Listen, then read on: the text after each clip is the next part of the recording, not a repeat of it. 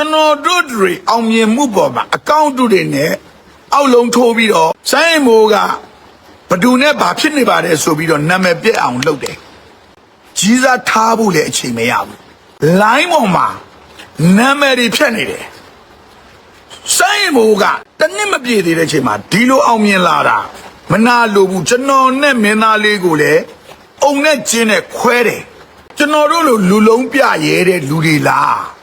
စိုင်းမိုးဖန်တွေကဒါမရှိဘူးလားဂုံတိတ်ကညိုးနှံအောင်စိန်စမာနလို့မိမမျိုးလည်းရှိတယ်တယောက်တည်းချစ်လိုက်ရင်အားလုံးချစ်လို့မရမှာဆိုလို့ကျွန်တော်ကအများကြီးချစ်ချင်တယ်တယောက်တည်းစုပုံပြီးတော့မချစ်ချင်ဘူးအများပြောတိုင်းမယုံပါနဲ့ယုံတဲ့လူကတော်တော်သိခါကြတယ်ကိုမင်းသားကမယုံရတဲ့ကြောင့်ကျွန်တော်ယုံဖို့ပြောနေတာမဟုတ်ဘူးဒါပေမဲ့ကိစ္စတစ်ခုတက်လာတိုင်းသူများပြောတိုင်းရှောက်ပြီးတော့မယုံနဲ့အတိကမဟုတ်တာနဲ့တင်တဲ့လူကတိတယ်သူကိုယ်တိုင်ကတိတယ်ဒါပေမဲ့အဲ့လိုမျိုးရံဖြစ်လေသူတို့ပတ်စံရလေမင်္ဂလာပါဒီနေ့မှာတော့ကျွန်တော်တို့မင်းသားလေးစိုင်းမိုးကိုစင်မိုးကအမျိုးသမီးတယောက်ကစပွန်ဆာပေးပြီးတော့သူတို့နေရာကိုချိန်ပြီးတော့တွဲနေကြတယ်ဆိုပြီးတော့ဒီကြော်ခမောင်ကဖော်ထုတ်လာရပေါ့နော်အဲ့ဒီလိုဖော်ထုတ်လာတဲ့အပေါ်မှာဒီကျွန်တော်တို့စိုင်းမိုးဖန်လေးတွေပေါ့နော်တချို့ကဒီသွေးကွဲတာတွေတူလောတွေဖြစ်လာတဲ့အပေါ်ကိုဆရာအောင်ကျော်ထွန်းနဲ့ကျွန်တော်မင်းသားလေးစိုင်းမိုးကဖြစ်ရှင်းလာတဲ့ဗီဒီယိုတွေအကြောင်းအရာတွေကိုစုစည်းပြီးတော့ကျွန်တော်ဒီနေ့မှာတင်ဆက်ပေးသွားမှာပဲဖြစ်ပါတယ်ဒါဆိုရင်ကျွန်တော်နဲ့အတူကြည့်လိုက်ကြရအောင်ပါအခုကြရက်ထားနေတယ်အကောင့်အတုတွေနဲ့ကျွန်တော်တို့တွေအောင်မြင်မှုပေါ်မှာအကောင့်အတုတွေနဲ့အောက်လုံးထိုးပြီးတော့နိုင်ငံရေးနဲ့ဖြတ်တယ်နောက်တစ်ခုနိုင်ငံရေးနဲ့ဖြတ်မရနိုင်ငံရေးနဲ့ဖြတ်တယ်နောက်တစ်ခုဘာနဲ့ဖြတ်လဲအောက်လုံးထိုးပြီးတော့နောက်တစ်ခုဘာနဲ့ဖြတ်လဲဒီစိုင်းမိုးကဘဒူနဲ့ဘာဖြစ်နေပါတယ်ဆိုပြီးတော့နာမည်ပြက်အောင်လုပ်တယ်ကျွန်တော်တပည့်စိုင်းမိုးအားလုံးချစ်လို့ရတယ်ရီးသားလည်းဒီနေ့ဒီတယောက်မှမရှိဘူး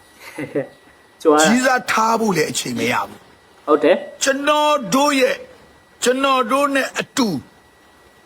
နေ့ရောညရောဝဲကြတယ်ဆိုလဲဟိုတယ်မှာကျွန်တော်နဲ့ဟိုတယ်တဲ့အိတ်တာနော်လင်္ကာဒီပါမှာဆိုလဲဆရာနဲ့ကျွန်တော်နဲ့အပေါ်တက်အောက်တယ်ကျွန်တော်အောက်ထပ်မှာအိတ်တယ်မင်းသားကအပေါ်တက်မှာအိတ်တယ်ကျွန်တော်နဲ့လွတ်ပြီးတော့ဘဲမှမသွားဘူးကျွန်တော်စိုင်းမို့အလုပ်တွေအများကြီးလုပ်နေတယ်နောက်နေ့မှရိုက်မဲ့ဇက်ကားရအကြီးရိုက်မှာ3နာရီခွဲကြမယ်အခုတည်းကပြင်ဆင်နေရတယ်နောက်နေ့မှပြဇက်တွေကဖို့အတွက်စတင်တွေလုပ်နေရတယ်သူကိုယ်တိုင် animation တွေလုပ်နေရတယ်မအားဘူးရေးစားထားဖို့လည်းအစီအစဉ်မရှိဘူးတတကျွန်တော်ပုံမှန်လင်းပြောလိုင်းပေါ်မှာနာမည်တွေဖြတ်နေတယ်စိုင်းမိုးကတနစ်မပြည့်သေးတဲ့အချိန်မှာဒီလိုအောင်မြင်လာတာမနာလိုဘူးကျွန်တော်နဲ့မင်းသားလေးကိုလည်းအုံနဲ့ကျင်းနဲ့ခွဲတယ်နော်ဓာတ်တွေကိုဒီအကောင့်ကိုဖွားတဲ့လူတွေကဘာတူလဲကျွန်တော်တို့လိုလူလုံးပြရဲတဲ့လူတွေလားအကောင့်တူတွေနဲ့ပဲလောက်တာမလားအတားကိုကျွန်တော်တို့စိုင်းမိုးဖန်တွေကဒါမရှိဘူးလားဘာတွေခံစားနေကြတာလဲစိုင်းမိုးဖန်တွေကအမှုပညာကိုလည်းမြင့်မြင့်မာမာကြည့်နိုင်ရမယ်အတွေးခေါ်ကိုလည်းမြင့်မြင့်မာမာတွေးနိုင်ရမယ်ဒါရေးကြည့်ဒါဟုတ်လားပြောတာသဘောပေါက်လားကျွန်တော်တို့တော့မှအင်တာဗျူးတွေမှာဖြေပြီးသွားပြီလေဘယ်နှစ်လဲကျွန်တော်နဲ့ဆိုင်မို့နဲ့39နဲ့40တောင်မှစကားတွေပြောနေကြသေးတယ်ဘာဖြစ်တယ်ညာဖြစ်တယ်ကျွန်တော်ပြောနေကြတယ်မလားအဲ့ဒါတွေကိုဘာလို့ဒီအဖြတ်အမောက်ဝင်လာတဲ့ပို့စီကိုခံစားပြီးတော့လုံနေကြတာလေကျွန်တော်ပြောချင်တာကျွန်တော်တို့တွေမအားနေဘူးအားလုံးလိုင်းပေါ်မှာမြင်နေတယ်တရက်ပြီးတရက်မိုးစံနာရီထိုးကြီးမှပြန်လာရတယ်ကြော်ညာတွေအပြီးရိုက်ပေးရတယ်ကြော်ညာတွေအပြီးရိုက်ကဒီနေ့လဲကြော်ညာကျွန်တော်ကိုယ်တိုင်ဝင်ရိုက်ရကျွန်တော်လဲကြော်ညာရိုက်နေရပြီကျွန်တော်တို့ကြော်ညာတွေရိုက်နေရတယ်မအားဘူးပွဲတွေထွက်သွားပြီစကားထွက်သွားပြီကျွန်တော်မလိုက်နဲ့ကျွန်တော်ကြော်ညာတွေရိုက်နေရတယ်အဲ့တော့အားလုံးကျွန်တော်တို့စိုင်းမို့ချစ်တဲ့ပရိသတ်တွေအုံနောက်နဲ့ညံနဲ့တတိနဲ့သွားကြပါလူများပြောတိုင်းမယုံပါနဲ့တိုက်ခိုက်တာကတော့ဗုဒ္ဓဘုရားရှင်တော်မှာတဲပြီးတော့တိုက်ခိုက်နေတဲ့ဒေဝဒတ်ဆိုတာရှိတယ် ဒါတဲပြီးတော့တိုက်ခိုက်တာနော်ဗုဒ္ဓဘုရားရှင်တော်မှာကျွန်တော်တို့တွေတာမန်လူသားတွေမပြောနဲ့ဗုဒ္ဓဘုရားရှင်တော်မှာတဲပြီးတော့တိုက်ခိုက်တာဒေဝရတသက်လုံးတဲပြီးတိုက်ခိုက်တာအသားတွေကလောက်ထွက်သူ့ရဲ့ရောက်ဖတော်တယ်ဂုံတိတ်ကညိုးနှံစိန်စမာနလို့မိမမျိုးလည်းရှိတယ်ကျွန်တော်နာမှာဆိုင်မို့အပေါ်တက်မှာအိပ်ပါတယ်ဆရာကအောက်ထပ်မှာအိပ်ပါတယ်လင်္ကာဒီဘက်မှာလည်းအတူတူနေပါတယ်တနေ့ကုန်ကြော်ညာတွေရိုက်ပါတယ်နေတိုင်းရိုက်တယ်အင်းလေးသွားလည်းရိုက်တယ်ဘာမှမအားဘူးပွဲဒီကနေရင်လေဆိုင်မို့နဲ့ကျွန်တော်နဲ့အခန်းချင်းကပ်ရဲနေပါတယ်ဘာမှမအားဘူးရေးစားလည်းမထားဘူးဒါပေမဲ့အားလုံးချစ်လို့ရတယ်နည်းနည်းပြောပြလိုက်အားလုံးချစ်လို့ရတဲ့အကြောင်းလေးပြောပြလိုက် ဟိုတယောက်တည်းချစ်လိုက်ရင်အားလုံးချစ်လို့မရမှာဆိုလို့ကျွန်တော်ကအများကြီးချစ်ချင်တယ်တယောက်တည်းစုပုံပြီးတော့မချစ်ချင်ဘူးအားလုံးကလည်းဒါအများဆိုင်ပေါ့နော်ဟိုကနေကိုအိမ်မနေပြီးတော့ထောင်ရရနဲ့လည်းချစ်လို့ရတယ်928လည်းကျူးလို့ရတယ်စိတ်ကူးရင်တာပဲလေဒါတကယ်မှမဟုတ်တာကျွန်တော်ကအများဆိုင်ကျွန်တော်စင်မမပြောတော့အများဆိုင်ကြိုက်တယ်လို့ချစ်အဲ့ဒါဆိုဟိုကိစ္စလေးရှင်းအောင်39လား40လားတခါလေးရှင်းအောင်39အခုဟိုဆိုတော့နည်းနည်းအိမ်ဘာထားဖို့လဲစိတ်ကူးမရှိတယ်အခုနည်းနည်းစိတ်ညစ်သွားပြီ39ကိုမထားကျင်သေးဘူး40မှာပဲယူတော့မယ်ဆရာ40မှာယူမယ်ဘုန်းကြီးဝှက်ရှင်လည်းဝှက်သွားမယ်ဘုန်းကြီးဝှက်ရှင်လည်းဝှက်သွားမယ်ကဲအဲ့လိုတွေဇရာတွေလိုင်းပေါ်မှာရှုပ်လို့ဘုန်းကြီးဝှက်ရှင်စိတ်ကိုပေါက်လာပြီဆိုတော့နော်ဆိုတော့ပြေးကျူးကြပါအဆိုင်မိုးဖန်နေနော်ဆိုတော့အဆိုင်မိုးလည်းပြောသွားပြီတော့သူကမင်းသားကအစိမ့်ကြီးပြောဖုံးမျိုးပါအောင်မယ်နော်အမြဲတမ်းတရားတွေဟောနေတယ်နော်ဆိုတော့ကမွေးနေ့တုန်းကမှဘာပြောပါလဲမမိကြလားမသိဘူးနော်မွေးနေ့မှာတဲ့ဘာဟိုနေ့ဖြစ်ချင်းလဲပေါ့နော်ပြောလေပြောသေဖို့တဲ့နီးလာတာပေါ့အေးရောနော်မီဒီယာဘာဘေးလို့မေးရမှာမသိဘူးအဲ့လိုမျိုးဖြေပါနော်ဆိုတော့ကျွန်တော်ဆက်ပြီးတော့နားထောင်ကြည့်အောင်နော်အဲ့တော့ဒီထဲမှာ comment လေးတွေရေးပါဘုန်းကြီးဝင်ရှင်စိတ်တွေပေါက်နေပြီအဲ့ဒါတော့နှစ်ပါးသွားကြရင်နှစ်ပါးသွားကြရင်ဘာလုပ်မလဲတရားတွေဟောတာခံရတော့မယ်နော်တရားတွေဟောတာခံရတော့မယ်အောင်ချင်း8ပါးလေးကျင့်အောင်နော်ဒီမှာ animation လုပ်ထားပြီနော်အောင်ချင်း8ပါးလေးဆိုပြမယ်အားလုံးဟိုနေဖြစ်အောင်အမလေးစိတ်ချအဲ့ရီစားထားဖို့နေတာကျွန်တော်စရိတ်ရှိုးတချင်းနဲ့မြန်မာသားတချင်းနဲ့ကျွန်တော်အစ်စ်လုပ်ချင်တာကိုမှကြက်ချင်ကိုမရှိတာအိဇာတွေနဲ့ပြီးနေတယ်အိဇာတွေနဲ့ပြီးအိဇာတွေနဲ့ပဲဘူးအောင်ကျော်တို့ကြီးတော်ဆိုးပါတယ်အိဇာတွေအများကြီးပြီးတယ်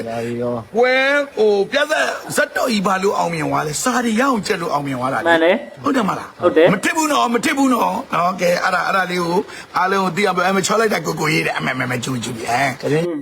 ဆရာတော့ခေါင်းကတော့တရုတ်အခုကျတော့တရုတ်နော်ဆိုတော့ဆရာတကယ်ပြောနေတာစိုင်းမိုးထက်တောင်မှပြောနေတယ်နော်အိပ်ပြောရမလားပြုံးလေးနေပြီးတော့မနေ့ပြန်ပွဲရသည်စမယ်အဲ့တော့အသက်40မှာဖုံကုန်းဝစ်သွားရင်တခါခံမဲ့လူတွေဘယ်နှယောက်လောက်ရှိလဲပြောပါဦးကဲ2ယောက်3ယောက်လောက်ပြောပြီးမန်းပိတ်မယ်ဟိုအားလုံးပိတ်လိုက်တော့မယ်ဒီနေ့ညအတွက်အားလုံးဒါနှုတ်ဆက်ပြီးတာနော်နေ့ညကျရင်ဆိုင်းမိုးရဲ့အာဘွားကိုအားလုံးစောင့်မျှော်နေပါအားလုံးကို live ကနေလည်းပေးမယ်ဒါကြည့်တဲ့ပရိသတ်တွေကိုလည်းအာဘွားအကုန်လုံးပေးမယ်အကုန်လုံးချစ်ပလိုက်ငါသားလေးတဲ့မိတ်ကမလိန်တာပူလာတယ်ဆရာလည်းမိတ်ကမလိန်တာအောင်နော်ဆရာရောလာလားဆရာတဖြည်းဖြည်းနဲ့လာတာဆိုင်းမိုးကြောမှကြောက်တာမယူနဲ့တော့တယ်ဟုတ်ပြီထိုင်းကနေချစ်နေတယ်အဝလီသားရောအပေရောနားလဲပါတယ်နော်ဘုန်းကြီးဝေးအားပေးတယ်ဟုတ်ပြီကဲတကားတယောက်ပေါ်ပြီတကားလေးပေါ်ပြီကဲဘုံဝင်လဲဒီမှာ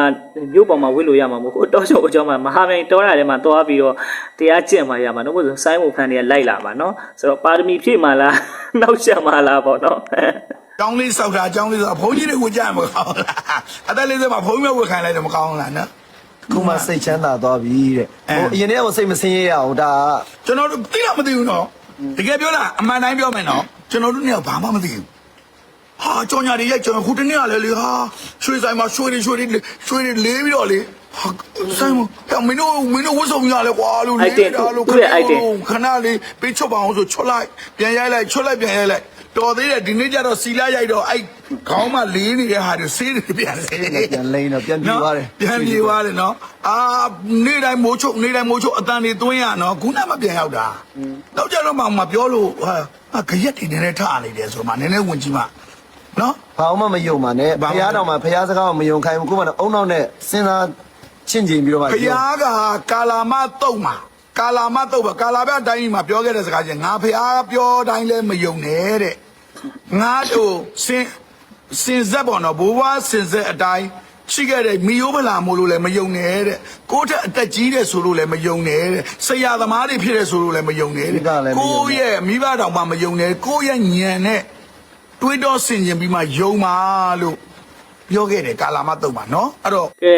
ဒါကာလာမတုတ်ကိုလည်းတွားပြီးတော့ဆိုင်းဝဖန်နေလေ့လာကြည့်လိုက်အောင်နော်ဆိုင်းဝဖန်နေကညံမြင့်ပါတယ်နော်တော့ဆရာနဲ့တပည့်နှစ်ယောက်ပေါင်းပြီးတော့ဒါတရားဟောနေရနော်ကာလာမတုတ်ဆိုတာကိုနော်ဆိုတော့ကာလာမတုတ်လေးကြောင်းလေးကိုကောင်းကောင်းသိအောင်လုပ်လိုက်ဒါဆိုရင်ဘယ်သူကတိုက်ခိုက်ဝေဖန်အများကြီးခံနိုင်ရရှိမှာပေါ့နော်မြန်မြန်ဆန်ဆန်အလွယ်တကူမတုံ့ပြန်တတ်ဘူးပေါ့နော် ယုံနေကြတဲ့လူတွေကကိုယ့်ရဲ့ဉာဏ်ပညာနှိမ့်ရကြတယ် ဟုတ်တယ် တွေးတော့ပါဆင်ခြင်မှာဖြစ်နိုင်လားမဖြစ်ဘလို့ဖြစ်နိုင်မှာလဲကွယ်စိုင်းမှုမွေးနေ့ပွဲမတိုင်မီမှာဇတ်တော်အတွက်စာတွေကြက်နေရတယ်မွေးနေ့ပွဲအတွက်အောင်မြင်အောင်ရုံးကန်ရတယ်မွေးနေ့ပွဲလည်းပြီးရောကြော်ညာတွေရိုက်လိုက်ရတာဝုံအေးကျွန်တော်တခါတည်းပြောအောင်မယ်ပြက်ကတိန်ကဒီနေ့တစ်ခုပဲထွက်မှာအဲ့ပြက်ကတိန်ကအရှယ်ထွက်မှာလိုချင်တဲ့လူတွေ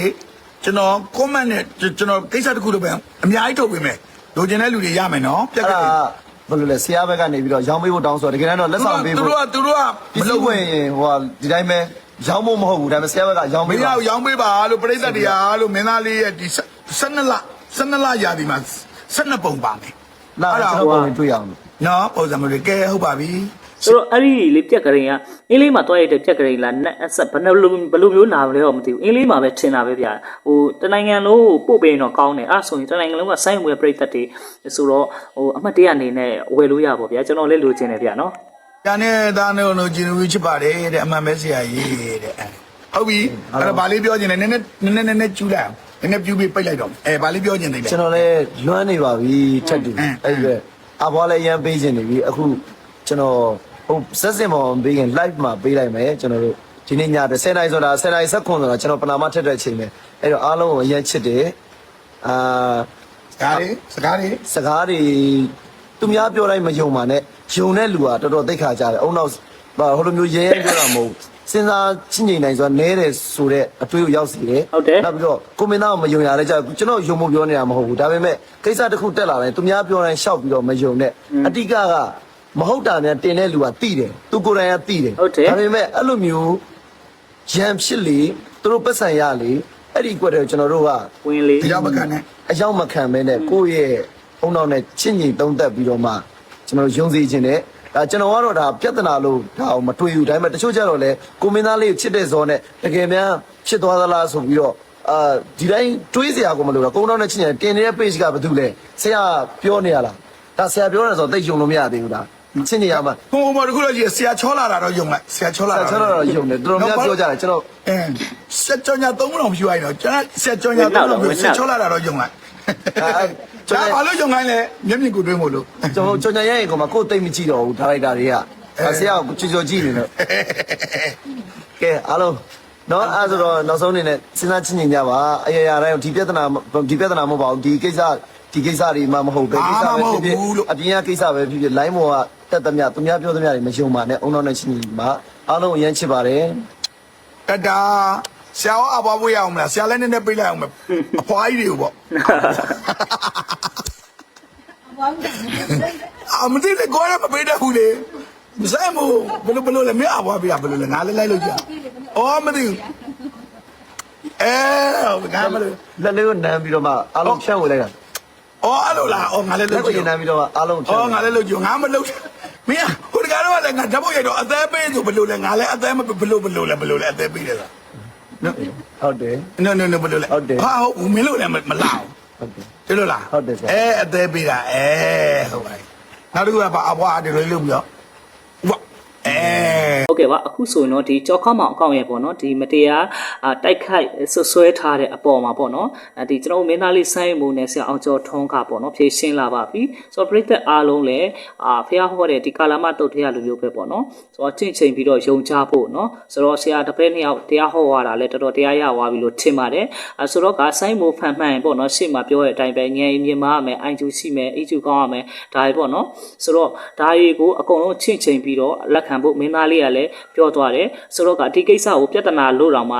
ထက်ပြီးတော့မတွက်ထားဘူးပေါ့ဘာမှမဟုတ်ဘူးဆိုတော့အဲ့လိုမျိုးအကုန်လုံးကိုပြုတ်ချုံပြောထားတဲ့အတွက်ကြောင့်မလို့ဒီပရိသတ်တွေလည်းနားလည်သွားပြီးသဘောပေါက်ပြီလို့ထင်ပါတယ်ဆိုတော့ကျွန်တော်ရဲ့ reaction လေးကိုဒီနေ့မှာပဲအဆုံးသတ်လိုက်ပါမယ်အားလုံးကိုကျေးဇူးတင်ပါတယ်